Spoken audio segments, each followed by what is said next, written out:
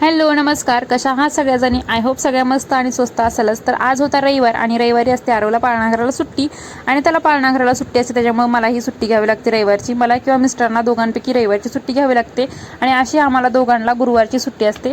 आणि रविवारची पाळणाघराला सुट्टी असल्यामुळे खरंच खूप प्रॉब्लेम पडतो, पण काही आता आपल्याला पर्यायच नाही दुसऱ्या त्याच्याशिवाय. तर बघा इथे आज मी काय केलं होतं, रात्रीच डाळ आणि तांदूळ भिजत घातले होते, कारण की इडली किंवा डोसे करण्यासाठी म्हणजे ठेवलं ना आपलं करून आठवडाभर टेन्शन राहत नाही नाश्त्याला काय करायचं किंवा आरवला काय द्यायचं ह्याच्याबद्दल. तर ते मी वाटून ठेवलं होतं आणि नंतर दुपारच्या जेवणामध्ये मी केली होती अंड्याची भुर्जी आणि चपात्या.